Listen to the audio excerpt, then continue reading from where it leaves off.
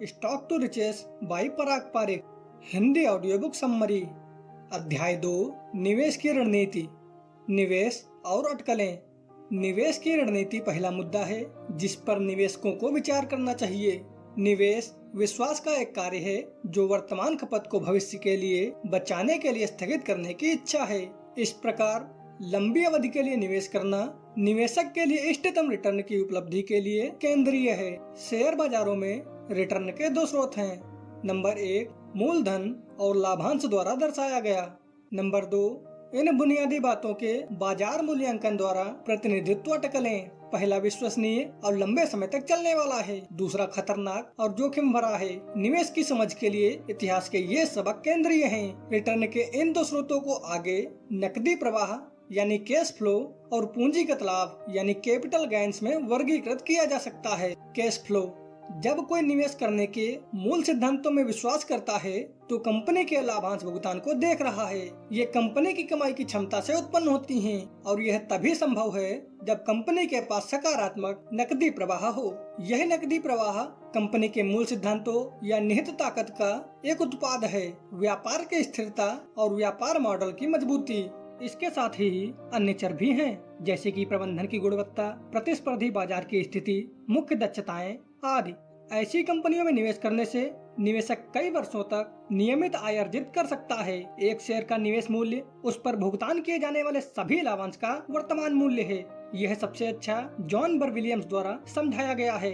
एक स्टॉक केवल वही है जो आप इससे बाहर निकलते हैं। एक शेयर अपने लाभांश से इसका मूल्य प्राप्त करता है, जैसे दूध के लिए गाय, अंडे के लिए मुर्गी, शहद के लिए मधुमक्खियों। ऐसे ही लाभांश के लिए स्टॉक जो पूंजी की प्रशंसा होती है वह मुख्य रूप से बोनस और सही शेयरों के कोण से देखी जाती है, जो शेयरधारिता को उच्च लाभांश की ओर बढ़ाती है।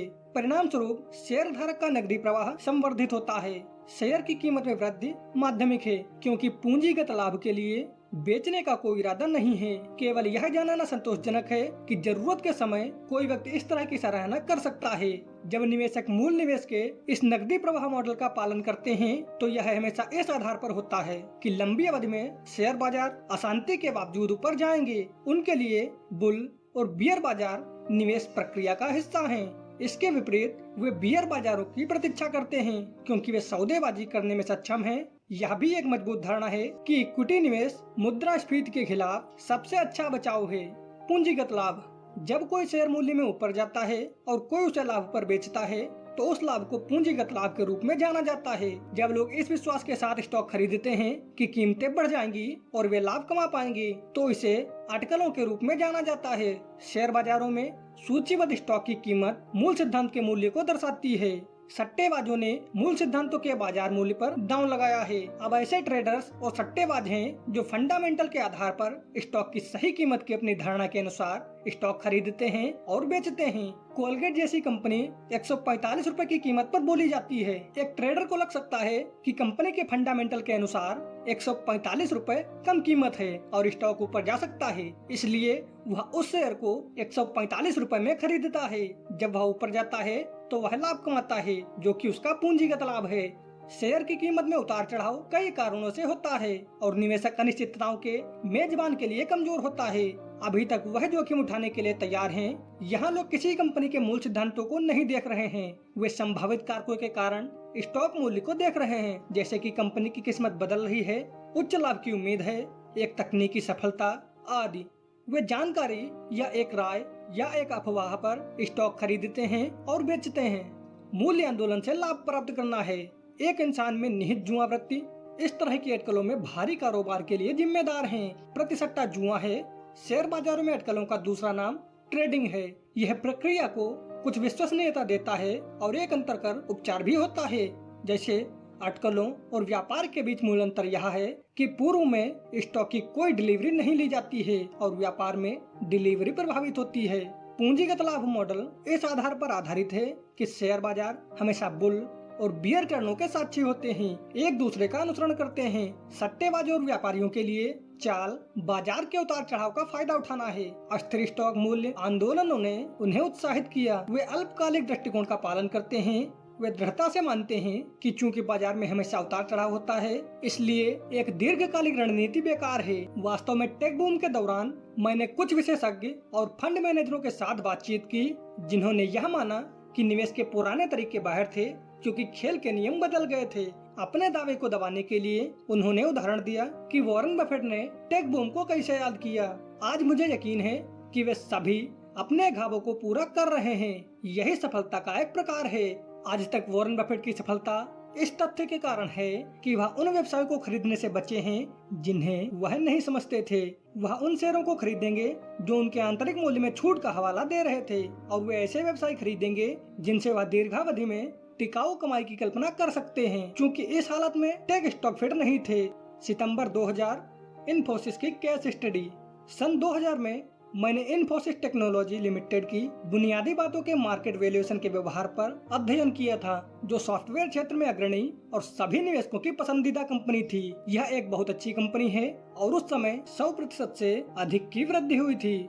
जनवरी 1999 से मार्च 2000 में शेयर की कीमत लगभग 2000 रुपए से बढ़कर 12,000 रुपए तक पहुंच गई। कंपनी की तरफ से कुछ भी नहीं हुआ था, लेकिन सितंबर 2000 के अंत तक स्टॉक 7,000 रुपए तक गिर गया था। मार्च के बाद से कंपनी के साथ कुछ भी गलत नहीं हुआ था, जब इसे 12,000 रुपए के आसपास उद्धृत किया गया था। यह कैसे हुआ? आइए इन्फोसिस के आंकड़ों पर कुछ अंक गणित करें कि यह समझने के लिए तर्कहीन बाजार मूल सिद्धांतों को कैसे महत्व देते हैं। 12,800 रुपए के अपने चरम मूल्य पर इन्फोसिस ने 85,000 करोड़ के बाजार पूंजीकरण की कमान संभाली। बाजार ने इसे इस आधार पर सही ठहराया कि कंपनी प्रति वर्ष 100% के आसपास आक्रामक रूप से बढ़ रही थी। वित्तीय वर्ष 2000 में इन्फोसिस ने 882 करोड़ रुपए के राजस्व की सूचना दी। अगर हम इस आंकड़े को 10 साल के लिए 85% सालाना, जैसा कि कुछ लोगों का मानना है कि ग्रोथ जारी रहेगी, तो कंपाउंड करना था, तो वित्त वर्ष 2010 में इन्फोसिस 4,14,167 करोड़ रुपए के राजस्व की रिपोर्ट करेगा। उस समय के राजस्व का बाजार पूंजीकरण मानते हुए, जैसा कि इन्फोसिस अपने चरम पर उद्घृत कर रहा था, के रूप में यह 9.2 ट्रिलियन अमेरिकी डॉलर में इन्फोसिस के मूल्य को लगाएगा। अमेरिका की जीडीपी उसी आंकड़े के आसपास थी। यह निश्चित रूप से संभव नहीं है कि इन्फोसिस अमेरिका की पूरी जीडीपी के बराबर हो सकती है। यदि ऐसा नहीं हो सकता है तो दो चीजें संभव हैं।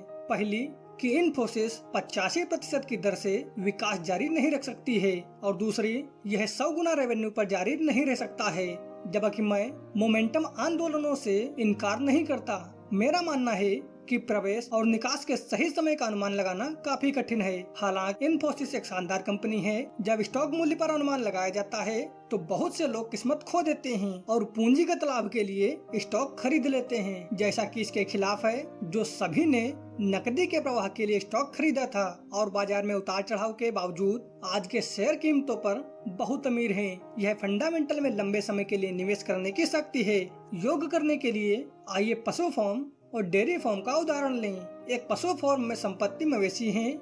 वध करने के लिए बेचे जाने पर मवेशियों को अच्छी कीमत देने के लिए पाला जाता है। यह अटकलबाजी या व्यापार है। आप परिसंपत्ति खरीदते हैं और तब तक इंतजार करते हैं जब तक कि कीमत नहीं बढ़ जाती है, तब वे इसे बाजार में बेच देते हैं लाभ के लिए। इस तरह से पूंजीगत निवेश होता है। दूसरी ओर एक डेयरी फार्म में संपत्ति भी मवेशी है। यहाँ भी मवेशियों को पाला जाता है, लेकिन वे बूचड़ खाने में नहीं बेचे जाते हैं। मवेशियों का दीर्घकालिक उपयोग होता है। वे दूध की नियमित आपूर्ति प्राप्त करने के लिए उपयोग किए जाते हैं। दोनों ही मामलों में संपत्ति समान है, लेकिन इसका उपयोग मांस के लिए और दूध के लिए अलग अलग किया जाता है। इसी तरह निवेश की दुनिया में कुछ लोग ट्रेडिंग द्वारा पूंजीगत लाभ के लिए स्टॉक का उपयोग करते हैं, जबकि अन्य लंबी अवधि के लिए निवेश करके नकदी प्रवाह के लिए स्टॉक का उपयोग करते हैं। खेत का नियम। स्टॉक मार्केट निवेश सभी जोखिमों से जुड़े पुरस्कारों के प्रबंधन के बारे में है। जोखिम के बिना कोई रिटर्न नहीं है। आपको निवेश करना चाहिए, लेकिन उससे पहले आपको खेत के कानून को ध्यान में रखना चाहिए। आप जो बोते हैं उसे काटते हैं, लेकिन फसल भी बदलते मौसम के अधीन होती है। एक पूर्ण भूरे रंग के पेड़ में बदलने से पहले बीज को गर्मियों, बारिश, सर्दी और बसंत को सहना पड़ता है। शेयर बाजार का निवेश भी उसी तरह से काम करता है। कोई शॉर्टकट नहीं है। अगर हम सही व्यापार मॉडल और बुनियादी बातों के साथ सही शेयरों में निवेश करते हैं तो लंबे समय तक हम इष्टतम रिटर्न का आश्वासन देते हैं। लेकिन ऐसा करने के लिए धैर्य की आवश्यकता होती है और हमें उतार चढ़ाव से गुजरना पड़ता है। लेकिन यह महत्वपूर्ण है पाठ्यक्रम में रहने के लिए। त्वरित रिटर्न के लालच में ले जाना अंततः धन को नष्ट कर देता है, क्योंकि यह प्रकृति के कानून के अनुरूप नहीं है। हम में से कई लोग भूल जाते हैं कि प्रकृति और समाज एक हैं। एक अच्छी रणनीति अटकलबाजी में कुछ भी गलत नहीं है। इसके विपरीत यह दो तरह से फायदेमंद है। पहला, अटकलें लगाए बिना नई कंपनियों जैसे इन्फोसिस, सत्यम और पहले के समय में रिलायंस जैसी कंपनियां कभी भी विस्तार के लिए आवश्यक पूंजी नहीं जुटा पाती थीं। एक विशाल लाभ की लुभावनी संभावना है जो नवाचार की मशीनरी को चिकनाई देती है। दूसरा, जोखिम का आदान प्रदान किया जाता है।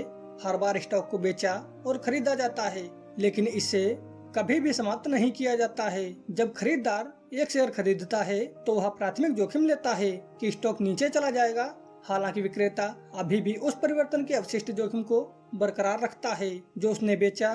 स्टॉक ऊपर जा सकता है, हालांकि लोगों की अटकलें गलत हो सकती हैं। निवेश और सट्टा में अंतर ना समझें। सही ज्ञान और कौशल के बिना अटकलें नुकसान उठाने की उनकी क्षमता से परे सट्टा, जिसे मार्जिन ट्रेडिंग कहा जाता है, आज सबसे बड़ी समस्या है कि अधिकांश निवेशक यह मानते हुए सट्टा की आदतें प्राप्त कर रहे हैं और वे मानते हैं कि वे निवेश कर रहे हैं। त्वरित धन के आकर्षण और वायदा बाजार के आगमन ने उन्हें मार्जिन ट्रेडिंग का लालच दिया है। कई लोगों के लिए यह इंटरनेट और ऑनलाइन ट्रेडिंग के आगमन के कारण एक पूर्णकालिक व्यवसाय बन गया है। यह विशेष रूप से बुरी खबर हो सकती है जब वे अपने जीवन की बचत के साथ काम कर रहे हों। जोखिम, पुरस्कार, संतुलन। याद रखने वाली महत्वपूर्ण बात यह है कि सभी जोखिम और इनाम के बारे में निवेश करना। जितना अधिक जोखिम उतना अधिक इनाम, और इसके विपरीत निवेशक को निवेश वाहन और रणनीति चुनते समय सही संतुलन का चयन करने की आवश्यकता होती है। आईटी क्षेत्र के उछाल के दौरान आईटी कंपनियों के शेयर की कीमतें छलांग और सीमा से ऊपर जा रही थी और लोग किसी भी कीमत पर ऐसे स्टॉक खरीदते हैं और यह सोचते हैं कि कीमतें बढ़ जाएंगी। मूल्य और कीमत के अनुसार कोई तर्क संगत नहीं था। इस प्रकार लोग केवल जोखिम खरीद रहे थे। जोखिम इनाम अनुपात को संतुलित करने का कोई प्रयास नहीं था। बाजार के दुर्घटनाग्रस्त होने पर हम सभी विभिन्न आईटी निवेशकों के भाग्य को जानते हैं। मार्च 2003 में जब इराक युद्ध चल रहा था तो बाजार बहुत नीचे थे और कुछ शेयर हास्यास्पद रूप से कम मूल्य पर उपलब्ध थे। लाभांश की उपज भी बहुत अधिक थी। कमाई अनुपात के लिए आकर्षक थे। यह अच्छा स्टॉक में निवेश करने का समय था, क्योंकि कोई केवल इनाम खरीद रहा होगा और जोखिम न्यूनतम होगा। जोखिम इनाम अनुपात निवेशकों के पक्ष में होगा। कुछ भी सही या गलत नहीं है। यहाँ कुछ तथ्य दिए गए हैं जो इस बात को साबित करते हैं कि दीर्घकालिक निवेश बहुत फायदेमंद है और यह इक्विटी बाजारों में एक गुण है। 3 कंपनियां हैं जिन्होंने उन निवेशकों को उत्कृष्ट दीर्घकालिक रिटर्न दिया है जिन्होंने 1 दशक पहले स्टॉक खरीदा था और उन पर आयोजित किया गया था। वे हैं हिंदुस्तान लीवर, हीरो होंडा और इन्फोसिस। हिंदुस्तान लीवर ने पिछले 13 वर्षों के लिए रिटर्न में वार्षिक वृद्धि दर 21% रखी है, जबकि हीरो होंडा ने इसी अवधि के दौरान अपने निवेश पर शेयर धारकों को 41% दिया है। 11 साल पहले सूचीबद्ध होने के बाद से इन्फोसिस ने शेयर धारकों को आश्चर्यजनक रूप से 79% वार्षिक रिटर्न दिया है।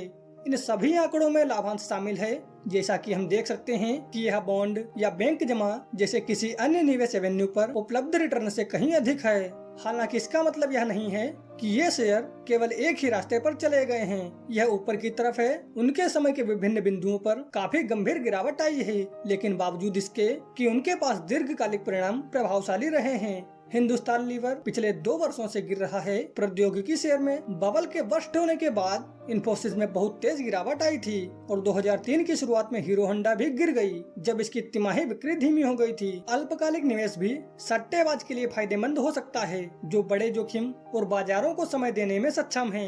एक सट्टेबाज के मामले को ले लीजिए, जिसने बाजार में आने के बाद इन्फोसिस को 2000 रुपए में खरीदा था और 1 साल के भीतर 13,800 रुपए में बेच दिया। उन्हें जबरदस्त लाभ हुआ और उन्होंने उस निवेशक को हंसाया जो शुरुआत से ही रुक गया और उसे 79% का रिटर्न मिला। एक सट्टेबाज के पास नवंबर 2003 में 210 रुपए में कम बिकने वाला हिंदुस्तान लीवर हो सकता था और अगस्त 2004 में इसे 120 रुपए पर वापस कर दिया गया, जिससे हिंदुस्तान लीवर में एक दीर्घकालिक निवेशक भी ईर्ष्या करेगा। सट्टेबाज एक हत्या करते हैं क्योंकि कुछ ने निश्चित रूप से बूम और बस्ट साइकिल के विभिन्न अवधियों के दौरान किया होगा। एकमात्र राइडर है, क्या वे इसे समय के साथ लगातार कर सकते हैं? उपरोक्त शेयरों पर लंबी अवधि के निवेशकों की तुलना में बहुत सारे सट्टेबाज अधिक पैसा कमा सकते थे। इसलिए यह कहना मुश्किल है कि कौन सी रणनीति अच्छी है और कौन सी बुरी। यह व्यक्ति के मानसिक रवैये, अनुशासन, जोखिम उठाने की क्षमता और धैर्य पर निर्भर करता है। यह निर्णायक रूप से कुछ बिंदुओं को प्रमाणित करता है। सबसे पहला, दीर्घकालिक निवेश बहुत फायदेमंद हो सकता है यदि आप सही कीमत पर सही कंपनी खरीदते हैं। दूसरी बात, एक शेयर अल्पावधि में काफी कम हो सकता है और फिर भी एक सभ्य दीर्घकालिक रिटर्न दे सकता है।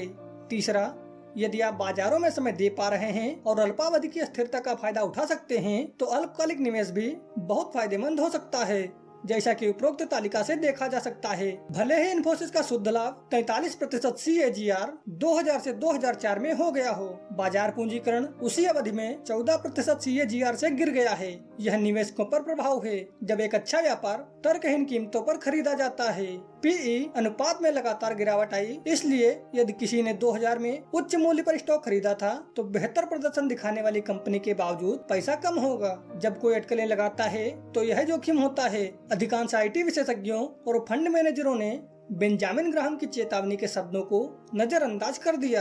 किसी व्यवसाय में भौतिक विकास की स्पष्ट संभावना निवेशकों के लिए स्पष्ट लाभ में तब्दील नहीं होती है। आज के बदलते समय में इतनी अनिश्चितता है कि दीर्घकालिक दृष्टिकोण को देखते हुए यह असंभव लगता है। इसलिए शेयर बाजार पाशविक अटकलों के आधार बन गए हैं। यह बहुत अधिक स्थिरता का कारण है। यह लंबी अवधि के निवेशकों को अल्पकालिक पंटर्स में बदल रहा है। इस तरह से निवेश की दुनिया आज तक काम कर रही है। यदि आप एक सफल निवेशक बनना चाहते हैं